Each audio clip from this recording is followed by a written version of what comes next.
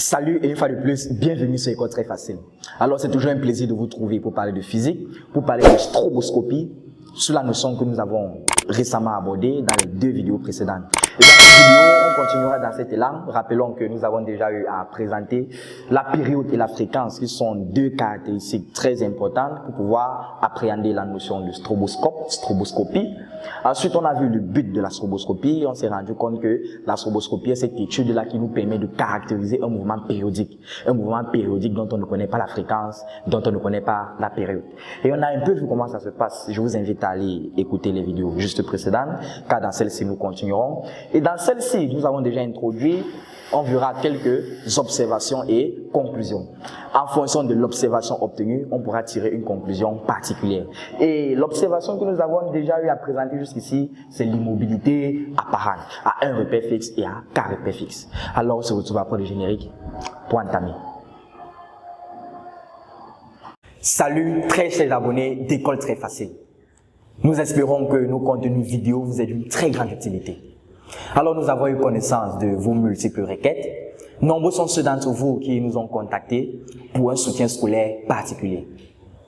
À cet effet, nous avons créé des groupes WhatsApp VIP où vous pourrez accéder à l'intégralité de nos vidéos, où vous pourrez interchanger avec nos enseignants. Alors pour cela, il vous suffira de payer un abonnement mensuel à une hauteur de 2000 francs par matière.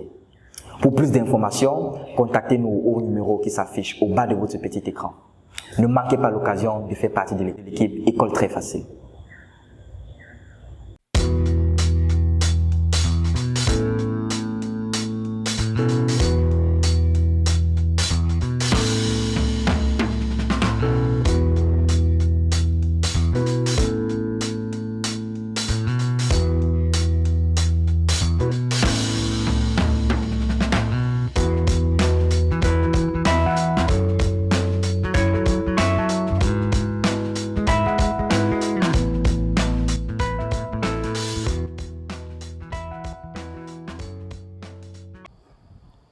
Alors là, rappelons un peu ce qui a été dit jusqu'ici.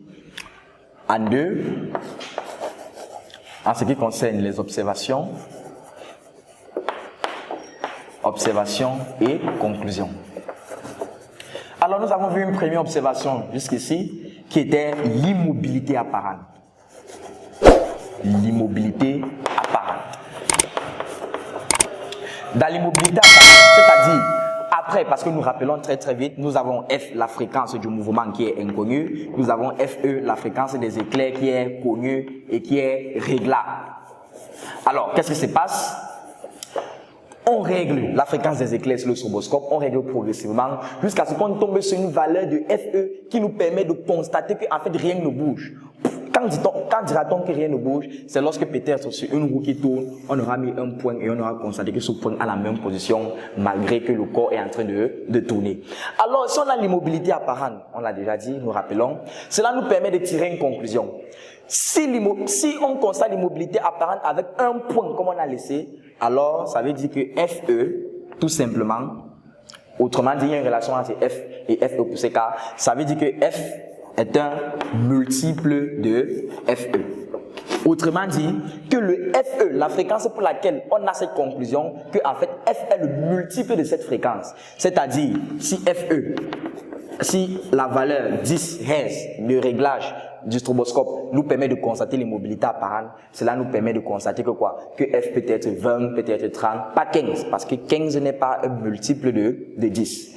Alors, comment donc faire pour avoir la valeur de F? Parce que jusqu'ici, on n'a qu'une plage, ou alors qu'une loi de valeur possible. La plus grande valeur de FE, pour laquelle on constate cette immobilité apparente avec un seul point, cette plus grande valeur correspond encore à F. Alors là, et ensuite, on a constaté que si le nombre de points se multipliait, alors on tire la conclusion que la fréquence recherchée est en fait la fréquence des éclairs pour la conclusion de l'immobilité apparente avec multiplication des repères divisé par K et K qui est le facteur de multiplication. Là, ce sont juste les rappels. Je vous invite à aller consulter les vidéos précédentes. Alors, on se rend compte que cette conclusion nous permet d'avoir de façon directe et unique la valeur de F. Peut-être ici, on a plusieurs valeurs de F, mais avec un certain comportement, on peut retrouver la valeur de f en allant à la plus grande valeur de fe. On a f. Là, on a directement la valeur de f s'il y a multiplication des repères. Maintenant, qu'est-ce qui se passe lorsque on va mettre une valeur de fe qui ne nous permet pas d'avoir une immobilité apparente? Quelle est la conclusion qu'il faut tirer? Alors, cela nous permet d'écrire en petit b, comme autre observation. Là, ce n'est plus une immobilité. Là, on a un mouvement lent, un mouvement ralenti. C'est-à-dire, on a pris les valeurs de fe, on a réglé, mais on ne constate pas l'immobilité apparente. On se rend compte que quoi? Que notre point qui était là, après qu'on vient, on observe, on se rend compte peut-être que le point est là, que le point est là. Donc, on ne revient plus trouver le point au même endroit. On constate que le point a décalé. Soit le point a décalé par derrière, soit le point a décalé par devant. Alors, premier cas, on a le sens direct. C'est quoi le sens direct? Ça veut dire qu'on a l'impression que le point qu'on a mis, le point, il est préférable de mettre un point qu'on marque pour ne pas s'embrouiller. On a constaté que le point qu'on a mis, chaque fois qu'on revient sur une éclair, c'est-à-dire après la 10e éclair, la 11e éclair, on se rend compte que le point n'est plus où on l'a laissé. Le point a décalé. C'est dans le sens direct si le point a décalé dans le véritable sens de rotation de la roue. Je ne dirais pas que le sens direct est comme ça. Nous sommes en stroboscopie. Je ne dirais pas que le sens direct est comme ceci. Si la roue est en train de tourner comme ceci, alors le décalage du point dans ce sens est le sens direct. Si ma roue est en train de tourner comme ceci, alors le décalage du point dans ce sens est le sens direct. Ici, c'est un sens direct relatif au véritable sens de la roue.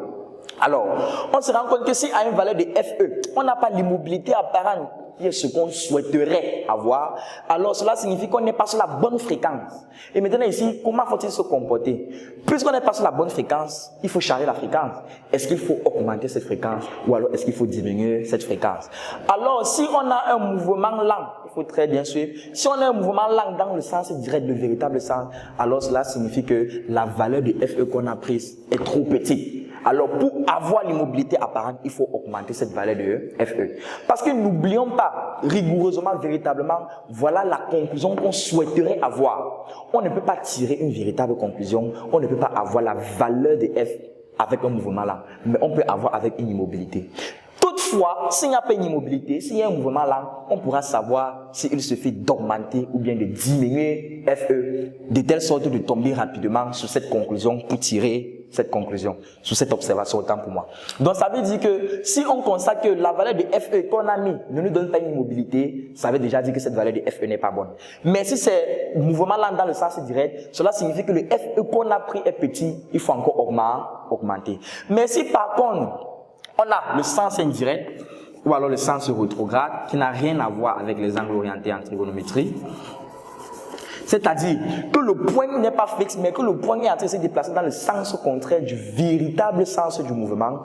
Alors cela signifie toujours que FE qu'on a pris n'est pas bon parce qu'il n'y a pas immobilité, mais cette fois ça veut dire que le FE qu'on a pris est plus grand. Alors dans ce cas, il faudra diminuer la valeur de FE. Alors dans cette vidéo, il n'était pas question pour nous de voir une autre observation qui nous permet de tirer une conclusion qui nous donne F. Non, ça nous permet de voir une autre conclusion qui va nous dire comment nous comporter pour arriver à cette observation. Parce que rigoureusement, c'est cette observation qui nous permet de dire quelque chose de manière directe. Cette observation nous permet de savoir comment se comporter. Parce que si on a un mouvement là dans le sens direct, et qu'on diminue plutôt la valeur de FE, c'est pas bon. Il faudrait augmenter si on veut un jour atteindre cette observation. Et si c'est qu'on augmente encore trop, on va tomber là et il faudra diminuer. C'est à partir de là maintenant qu'on peut savoir qu'il faut jouer la fréquence des éclairs entre telle valeur et telle valeur. Alors c'était tout pour cette vidéo. C'est vrai, nous sommes encore dans l'aspect théorie. Ne vous inquiétez pas, on aura le temps et l'opportunité de pratiquer. Si vous avez aimé la vidéo, n'oubliez pas de partager, de liker, de commenter, de recommander, d'actionner la cloche de notification afin d'être averti à la sortie d'une nouvelle vidéo.